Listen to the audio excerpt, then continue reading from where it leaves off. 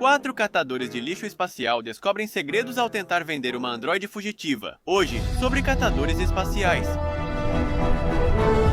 Se gosta dos vídeos, apoie o canal dando like, se inscrevendo e ativando as notificações. É gratuito e me ajuda a continuar evoluindo. Agora sim, vamos começar. A história se passa em 2092. Nessa época as árvores desapareceram e o planeta está quase inabitável. Por isso, a empresa UST está vendendo casas no espaço, aproveitando essa situação. Embora sejam tão caras que só os ricos podem viver lá, enquanto os pobres continuam na Terra. Conheça Tejo, um dos muitos habitantes do nosso planeta. Ele procura uma garotinha com quem tem uma relação desconhecida, mas aparentemente muito importante. Para isso, ele vai a uma central de achados e perdidos da UST, mas no final era apenas um falso alarme, então ele retorna ao seu trabalho no espaço.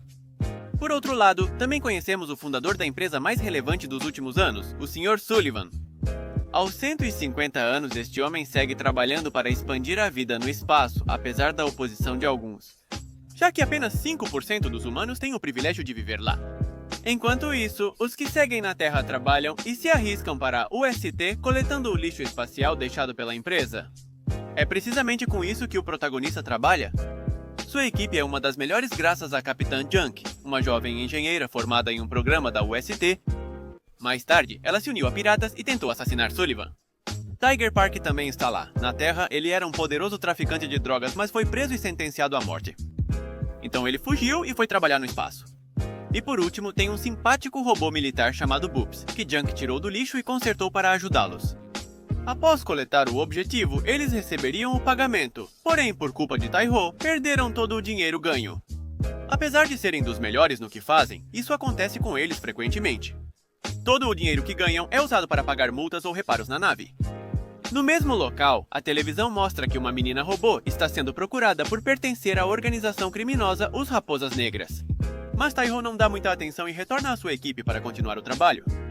Ao revistar o lixo, encontram uma menina que levam para sua nave, na esperança de que os pais da criança lhes ofereçam uma recompensa. Seu rosto parece familiar a todos? Então eles veem em uma tela o cartaz dizendo que a menina está sendo procurada porque é um androide com uma bomba implantada.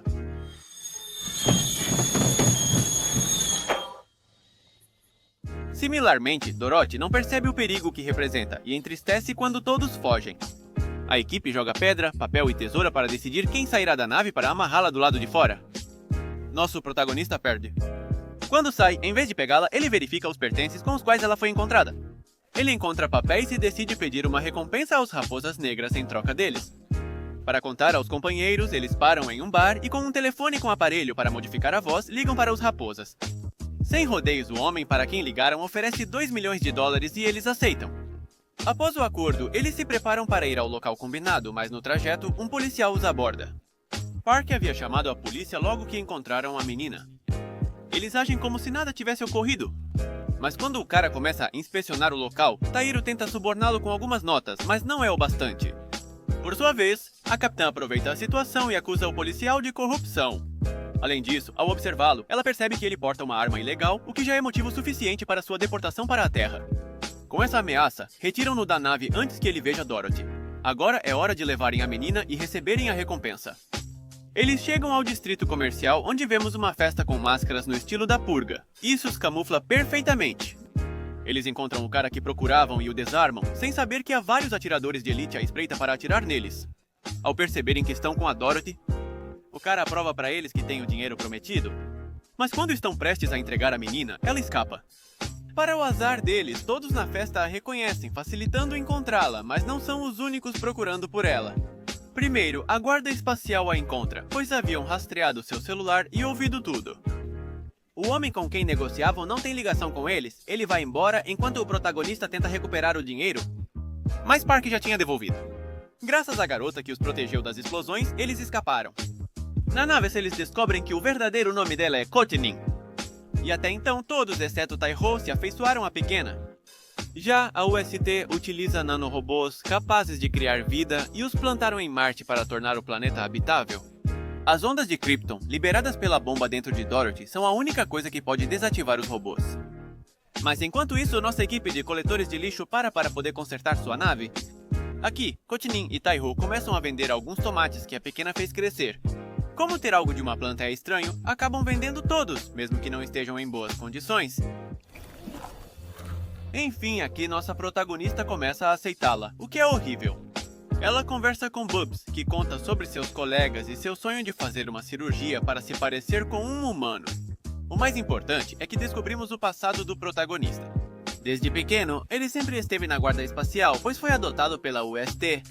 Aos 17 anos, ele foi o primeiro a participar do programa de gênios e detinha o recorde de melhor piloto. Então, durante seu trabalho capturando imigrantes ilegais, ele encontrou um bebê e decidiu cuidar dela. Embora as regras determinem que ela deva retornar à Terra, com o tempo, ele se tornou seu pai e descobriu que a pequena Sunny ficou surda porque no ataque os tiros a machucaram. Isso fez com que ela não pudesse trabalhar da mesma forma, e não demorou muito para que ele fosse demitido. Assim, ele passou de uma pessoa rica a viver na rua. Mas um dia, um destroço espacial caiu onde ele estava.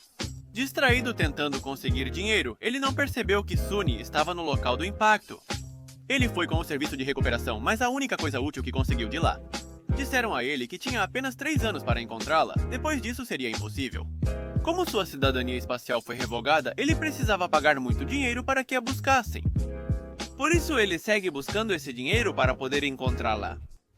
No presente, o homem com quem negociaram liga novamente para marcar outro encontro em 2 horas. Agora ninguém quer entregar a menina por terem se apegado a ela, mas para Thaís, sua filha continua sendo a prioridade. O problema é que por um momento de descuido, o cara pega a menina e tenta fugir com ela. Tejo e Park alcançam o homem, mas surgem mais mascarados. World Park os derrota rapidamente. Quando removem as máscaras, a capitã reconhece os indivíduos e decide interrogá-los por serem conhecidos. Ela descobriu que a pequena é humana e filha de um projetista de nanobots. Embora aqueles que tentaram sequestrá-la já saibam de tudo isso. Jim Sullivan captura uma raposa negra e convida um jornalista que questiona suas ações para conhecer seus distritos. A condição é que ele deve matar a raposa, e mesmo sendo contra, o jornalista a mata. De qualquer forma, isso só prova que ele é igual ao resto dos humanos que Sullivan tanto odeia. Porque ele não se importa em matar alguém para conseguir o que quer, embora, ironicamente, o próprio Sullivan seja assim. Após revelar que tudo foi um teste, ele assassina o jornalista. E logo ordena aos guardas que busquem os faxineiros que acompanham Dorothy.